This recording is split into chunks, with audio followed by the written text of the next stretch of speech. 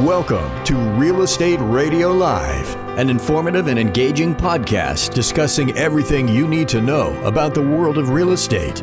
Your host, Joe Cucchiara, provides you with insight and guidance on how to buy, sell, finance, and invest in real estate. He also offers real estate tax management strategies, new construction advice, home improvement tips, and much, much more.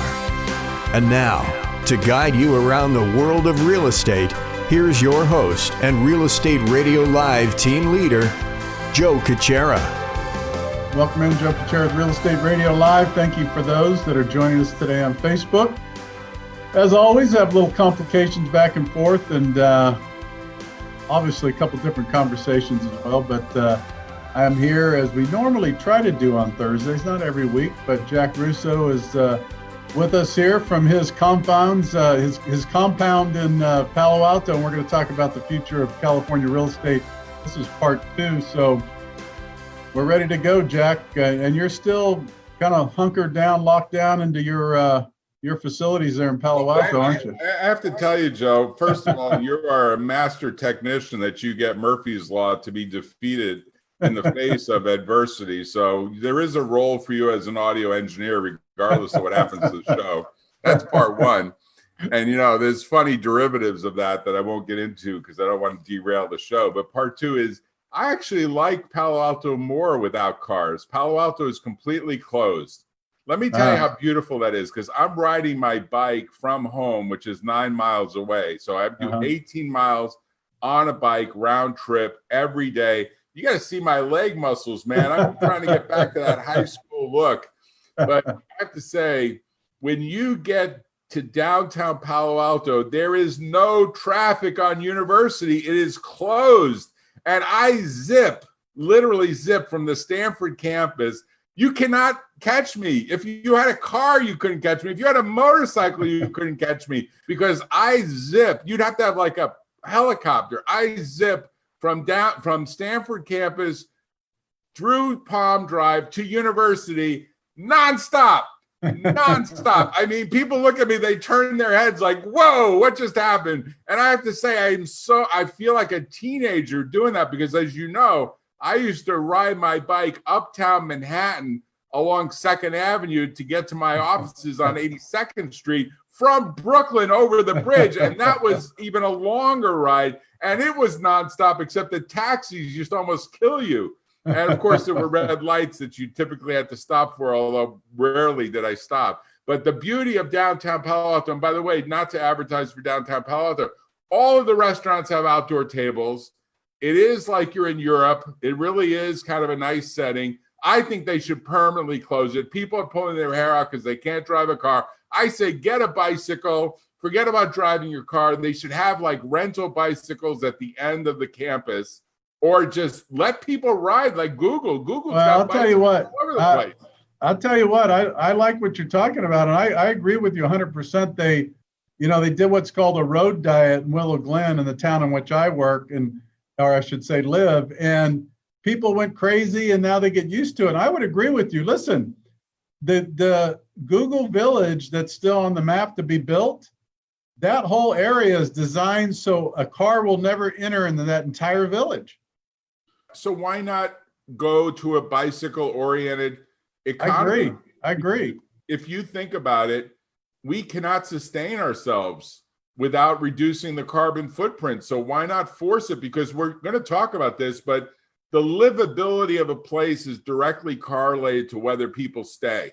Right. When there's too much traffic, people pull their hair out. When they can't find parking, when they feel like their life is miserable because they can't buy a container of milk without like spending a fortune of time, they start thinking about moving.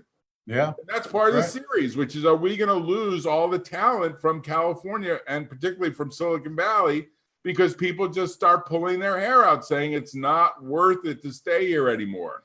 Yeah, and I'm getting more and more of these calls almost daily from people saying, so what if I left California? What do I have to worry about legally? What do I have to worry about from a tax point of view? What do I have to worry about from a business point of view? Right.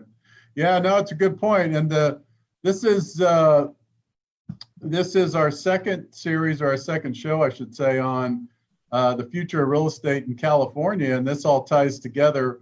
Right before we came on, we were talking a little bit about some of the stuff that Jack was sharing with me about the law firm. But one of the things that came up, and this affects the future of real estate in California, that is, most people heard that 2 days ago, Google announced that until July of 2021, it's not voluntary, it's mandatory. All 200,000 plus employees will work from home.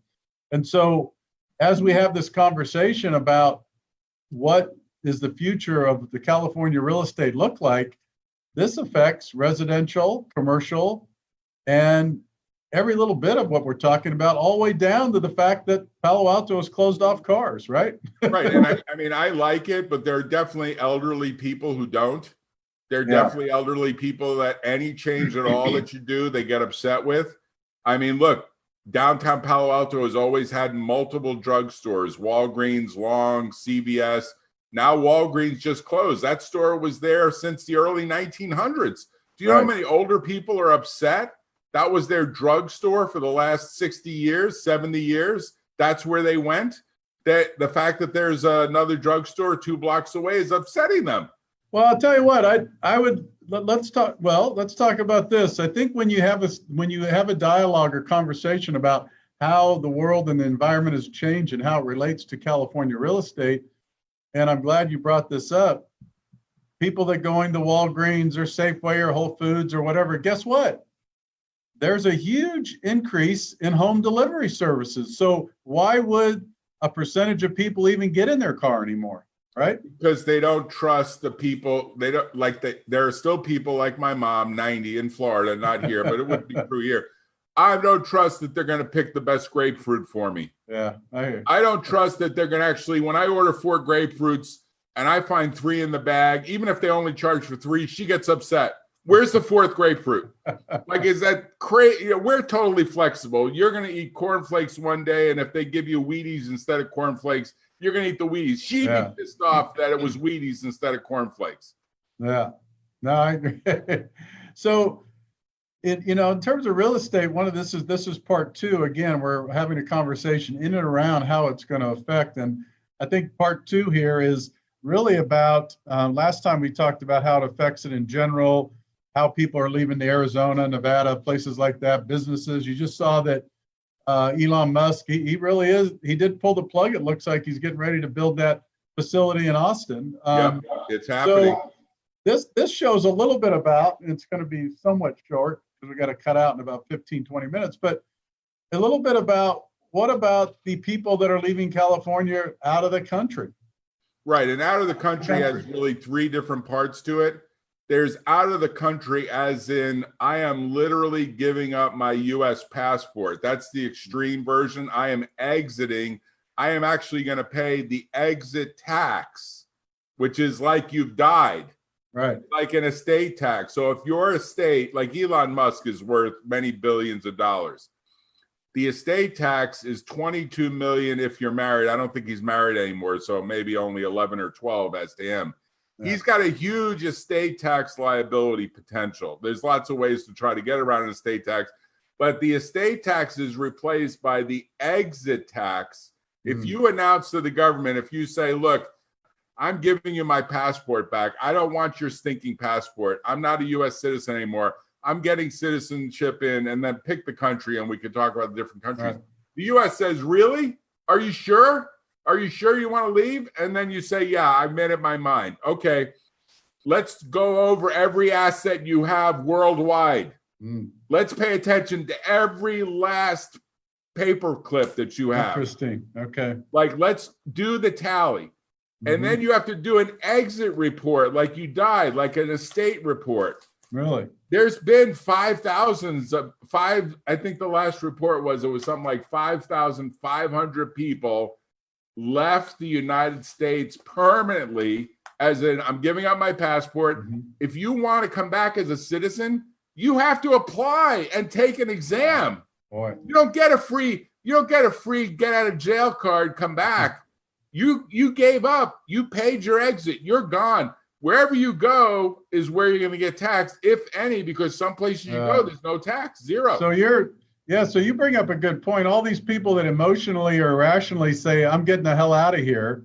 What you're saying is be careful before you say that because there's more implications. Well, you got to be awake to the consequences, right? Because you could exit and keep your U.S. passport, but then you pay, with one exception, which we're going to talk about, you still pay a U.S. tax. So a friend of mine who's a U.S. citizen, for reasons having to do with he married a woman who was a British citizen. She came to the U.S. and worked at Apple in a number of the places. I won't use their names to keep their innocence, but I'll send them the podcast to say, we know you're talking about us. Really nice person, really nice gentleman, really nice wife, really great couple, great family. And at some point he said, you know, I think it's time for us to go back to England. We've spent our 30 odd years in Silicon Valley. We've made a lot of money. We like the national healthcare system. Maybe they don't perfectly like it, but they like it enough better than Obamacare. Yeah. It's a safety net. They decide to move back to England. They still file tax returns in the U.S. Yeah. He's still a U.S. citizen. She's a British citizen with the right to work in the U.S. based on the status that she had married to him, and also because Apple got her H1B1 or whatever was the particular code at the time, because she's a very special person. So she has special talent.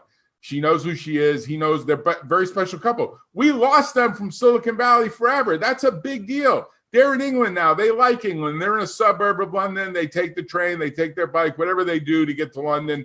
I'm not a big, huge believer in London. I think it's a beautiful place, but it's dark most of the time. They try to convince me in the summer it's light most of the time. Maybe I don't spend enough time there, but every minute I spend there, it always seems like it's getting dark a lot faster. I don't know what you think. But the short answer is I have a different view about England and particularly London. And I've spent a lot of time there, but they've spent a lot more time and they're convinced it's the right place. Bravo. But they still file tax returns and they have no property left in California or the United States. Zero. Nothing. Why? Because any income that comes from any US-based source or worldwide source is taxable, subject to treaty allowances for what taxes they pay in England. And they have to file in England too. So imagine how much time they have to spend. So that's the other choice you have to make, which is if you're not exiting, and they haven't exited, he hasn't given up his passport. She hasn't given up her rights to work in the US. They've retained those, but they are really citizens more of England and particularly London than they are of the US. So they pay and file 2 returns. Now that sounds atrocious, right? But you file 2 returns. You file a California return and a US return. I do, right? All right. So what's step 3? What's the alternative? You haven't done the exit. You're not fully exit, but you're living in a foreign country. Or the last alternative is you leave for a place like Puerto Rico. Why Puerto Rico? In Puerto Rico, you could retain your passport. You can actually say, I'm not giving this up. I'm still a U.S. citizen. Interesting. Okay. But you get, if you file the appropriate paperwork and you pass the appropriate requirements, you get a 15-year decree to pay 0 federal taxes. Wow. That's a big deal. That could save people a lot of money. I actually said that to him before he went to England. I said, you guys should actually move to Puerto Rico first. It's on the East Coast. You should live in Puerto Rico half the year. It's dismal in England half the year. It's dismal. Live in Puerto Rico during the winters. Stay out of the cold winters. Go to England for half the year. Go to Puerto Rico. 0 federal taxes in Puerto Rico. Wow. Okay. No California tax. No 13.3%. Maximum tax in Puerto Rico for someone who is engaged in outbound services is 4%. 4% compared to what might be somewhere between 34 and 44%. California is going to get higher, Joe. You know that, right? Yeah. Do you think what makes me nervous, and when I say nervous, I'm not losing sleep over it, but the California politicians think that no matter what they do, California will never change. I believe that, and it's sad, but I think they believe that. We'll just keep raising taxes, changing things.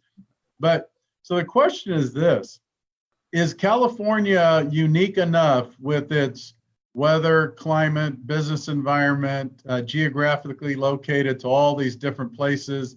is it unique enough to withstand a major exodus by corporations, companies, and people? What do you think about that? I think it's a excellent question to have an essay contest around, and we should actually suggest to our Facebook listeners that we will give, and we have to come up with something that's a big enough incentive. Right. It can't just be like giving them your book or my book or Right. some handout. It's got to be like weekend in Stinson Beach. There you go. All paid for. We pay for the Uber to get there. We pay for all the lunches and dinners while there. Right. We set them up in a place on the beach. Like we do something really magical for a couple. And we say, write the essay, whether in favor of or against, can California survive a regime that overtaxes, overspends, too much poverty, too much street pollution, too much homelessness? We go down the list, too much traffic. I mean, we go down the list. Right. Can it survive all of these changes that don't seem to be that friendly to business? I mean, look, when you start saying, I love women being on boards of directors. I think they're a lot smarter than most men on most boards that I've ever served on. But to force a company that's a public company to choose a woman that is not meriting, say, another man in a merit contest, so that the board has to be, if it's a 7-person board, it's got to be like 3 women, at least 3 women. I mean, look, I think that's a little bit like saying you have to have, 3 Hispanics or 3 Blacks or 3 Italian Americans or 3 whoever. I mean, I would love a rule that says Italian Americans get preference because we've been discriminated against. But I'm not a big believer in this quota system, and I'm not a big believer you can force it. Maybe you give people a tax incentive for doing it, or you give them another incentive, but it's voluntary. I don't think that's a good idea. I don't think California doing that is a good idea. Now, there's going to be some women that are going to write in saying, get that Russo guy off your show because he's talking against the female prerogative. I'm not. I'm very supportive of women. But to require it is not appropriate as to require an Italian American to be on the board of a particular company. And so I just think at the end of the day, there's too much law in California. There's too much legislation. If you look every year, we get a book that's about this thick, Joe. Yeah, really. It's new laws in California. We get overwhelmed here. I mean, we're smart people. We're a really smart firm. We have really smart people. But they look at that book and they say, are we supposed to absorb? This is like a law school course. We have to absorb it over 3 years. Amazing. We have to do it in 3 months. In the first 3 months of every year, we're just reading law. People want to know, why are the lawyers so expensive? We spend a quarter of our time to half of our time just keeping up with what the law is. We don't charge people for that. Yeah. I think the other big shoe to drop, and I know it's Santa Clara County, and I'm not sure if it's in other counties, but Proposition 13, which protects that property tax limit, there's that alone is a reason why people have held on to properties for 40 and 50 years. And so the thought is, if that passes, this new adjustment, they think it got a better chance to pass first with commercial. But if something like that passes, that could also have some kind of lasting effect on, people that all of a sudden, in other words, if there's no end to the property tax percentage of your tax going up, especially for a lot of people on fixed incomes, that would be an interesting move. They're going to start with commercial and probably succeed because the commercial people are so fat, dumb, and happy. Yeah. They're going to accept, okay, it just increases the rent, a little increment. It only applies, I think, to buildings that have at least 50 employees in it or some magic number. Right. Maybe it's 500. You got to track these laws. It's another piece of new legislation, proposed legislation, probably take effect next year. We're not going to see a revolt. But it's a little bit like putting a frog into a boiling pot of water. You start the water, it's cold, the frog is in there. At some point, the frog's going to jump out of the water and say, wait a minute. And so we've had people like Steve King, we can mention him because he was on the podcast, who says, you know what, adios. I've lived here for 70 years. It's a nice place, but I'm moving to Arizona. That was the first episode. That was kind of the beginning of the story. In many ways, you're seeing people now say, not just leave California to go to like Nevada, Texas, the state of Washington, all 3 have 0 taxes, or say even further and say, maybe go to Florida. If if you really want to be on the East Coast. But I have to tell you, once you get to Florida, it's not that far to jump to get to Puerto Rico. Think about it. Think about it. It only adds about a half hour to a flight to Miami to get to Puerto Rico. So if you're not paying what will likely be a 30 to 40% average federal tax as the administrations change, whether this time, the next time, or whatever time it happens, it will happen. Taxes are going up. People are going to start doing it. Now, Puerto Rico's got many problems. There's no doubt that there's hurricane issues, but they affect Florida. They affect Texas recently, and even Hawaii. Right. So you also have power issues on the island, because when it loses, when power goes down, you know, people basically don't have an alternative source. They got to get solar. Elon Musk, if he's really smart, he moves to Puerto Rico. Elon, are you listening? If you're listening, don't even go back to South Africa. You know, he's a citizen of South Africa. He came here from South Africa. He's got his cowboy boots on. I think he's removing. He's getting ready to go to Texas. That's stupid. That's stupid. Here's why. When you're a billionaire, go to Puerto Rico, get zero taxes, zero, and then live your life as a perpetual traveler outside Puerto Rico. But you say the demands on your time require you to be in Texas. I mean, that guy zigzags the world in his 777. He's got a jet plane that, you know, is basically a commercial airline. Yeah. I mean, their FAA reports. I think there's a website that reports on all of where he goes. I mean, that guy is tracked more than even President, whatever the president's name is today. President Trump. President Trump. How could you? Sorry, Donnie. Sorry, I forgot your name for a second. I guess I'm starting to have a senior moment there, Joe. We're gonna have to. I think we're gonna have to cut out because I think you have an appointment here coming up. But I got an appointment, but I'm pretty fired up because I have to say I've had this question come up so often, and we really do have to cover in more detail all the consequences, because there are little consequences, like you don't want to die in Puerto Rico. Why? They have an estate tax. Okay. They could catch you one way or catch you the other. You could say, well, they're sucking me in to come into Puerto Rico, and then I build all this wealth here, and then what? I'm going to die here? No, you can't die in Puerto Rico. You have to go maybe to Monaco or something to die. You know, go someplace where there's no estate tax. Well, if you pay someone enough money, they can tell you that you didn't die in Puerto Rico, even though you did. That reminds me of the airline business. In the airline business, the saying was, anytime someone dies on an airplane, wait till you land, pull them off, and then say they died off the airplane. Oh, yeah. You can't have someone die on an airplane. That's an instant lawsuit, right? Right. It's like if someone breaks into your house and they're running away and you decide to shoot them in the back, make sure you pull that body back into the house, right? I mean, I have to tell you, Joe, there's certain rules in the street that are like rules of the jungle, and you know what they are because you're in the business, and I know what they are because I'm in the business, but there are a lot of people out there that don't know what they are. And I would say the choice of where to live is not just, while I went to school in California. I mean, like, I really do appreciate California. With all due respect to California, I do love California. I do think California is better than New York by far. I do think that California has a preferred lifestyle. So I don't want to disrespect California. I don't want to disrespect the UC system. I got a great degree from UCLA in a law degree. I got a great degree from UC Berkeley at the business school. I got lots of degrees from New York as well, but those both business school and law school degrees were at a very low price when I became a California resident and citizen. I give a lot of respect. I pay a lot back in taxes. We gave a lot back, but I have to say, they have to start listening to people like me and you about whether they're going to lose the top talent. Today, just as a footnote to the story, you're not going to believe this.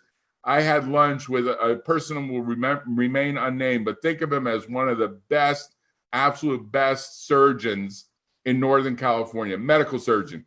Okay. He said, Jack, I'm thinking about leaving California over lunch. I said, what? He said, I'm thinking about leaving California. I know, we've been with each other. I've known you forever, but we're really seriously thinking about it. And I said, you're only about the 500th person to say that to me during this pandemic. And the pandemic has not lasted 500 days. So we're talking about multiple people per day have said that to me. So we're starting to see the beginning of a tsunami. Yeah. And I think if you are in government, who is it? Gavin Newsom. I guess Gavin Newsom is our governor. Gavin, if you're listening, spend the lunch break and talk to some of these people about how they feel about staying in California. Because if you continue to lose billionaires like Elon Musk, which is going to happen for sure, you are sending a signal to all the other millionaires behind those billionaires that it's time to pick up tent and move the campsite. And they'll still come back for their 89 days. They'll still come back for just 89 days, and they'll make sure they're out of there on the 89th day. They won't stay. And they're going to get some value out of being in California, just as without paying taxes. Not to get on, we're not going to get on a political firestorm here, but that always does give me a laugh when politicians want to get tough with billionaires and large corporations and play tough and see them leave. And then you wonder, then those are the same people that want to protect all the social programs, right? Where's that tax money come from? Doesn't work, Joe. It doesn't work. Well, look at what AOC did. Was it Queens or wherever it was? She ran Amazon out and they bragged about it. Stupid. Yeah. Really stupid. The worst thing that ever happened in New York City, in my opinion. The worst thing. Yeah, Amazon would have changed an otherwise poverty-stricken area. I know that area. I used to deliver fish when I worked in the Fulton Fish Market in that area. It's not improved since that 1960s, 1970s time frame. It's marginally improved. I don't want to be disrespectful to New York, but Amazon would have completely gentrified that area. I mean, that's a whole nother topic we should pick up at some point. A whole nother podcast series on that. All right. Before we go, remind everybody how they can reach you. So the easiest thing is, of course, the website, which is computerlaw.com. It's actually not even on this. We just put on this ad, we just put Computer Law Group. I guess you have to search and you find lawyers for the digital economy. So that's the easiest, www.computerlaw.com. And then it's Jack, J-C-K, at computerlaw.com. That's the easiest way, but we do pick up the phone, 650-327-9800. We do have an office in San Francisco as well, which is 415-225-6620. We have offices actually in San Jose as well. I don't think there's a separate 408 number. Maybe we should get one. But we have offices in Los Angeles as well. We have cases in Los Angeles, but we're licensed throughout the United States in different places. So New York, we do cases in New York and Texas. We do play cases almost anywhere because we're federally qualified throughout the United States. And we're members of almost every court throughout the United States, every federal court, including, of course, the U.S. Supreme Court. So we do a lot of cases. I'm an appellate specialist, of which there are very few. And people are like, what's that? Well, it actually takes a lot of exams and a lot of practical experience to get there. And I've got literally over 40 years of experience. So we've been doing this for a while. I plan to do it for a while. I hope I can be on a podcast with you 40 years from now. Of course, it probably won't be that. It'll be virtual reality or something different. But I still want to have lunch with you, and I'm welcoming you to downtown Palo Alto, and we can do the broadcast from downtown Palo Alto maybe. I think next week I come to Palo Alto, we have lunch, and we do the podcast at your office there. Right from a cafe that's open in downtown Palo Alto. We figure out a way to do it with fast 4G or 5G or something. Whatever I can get done, set up for Wi-Fi for us. All right, just make sure it's an Italian restaurant. I'll make sure of that, absolutely. Not Greek, not Spanish, Italian. Absolutely. Thanks, Joe. Thanks for having me. All right, take care. It's Joe Cucchiara with Real Estate Radio Live. Thanks again for joining us. With Jack Russo, we'll be back with you next week. Take care. Have a great afternoon. You've been listening to Real Estate Radio Live. For more information on today's program, visit RERadiolive.com. That's RERadiolive.com. Subscribe to our podcast. Discover more at RERadiolive.com.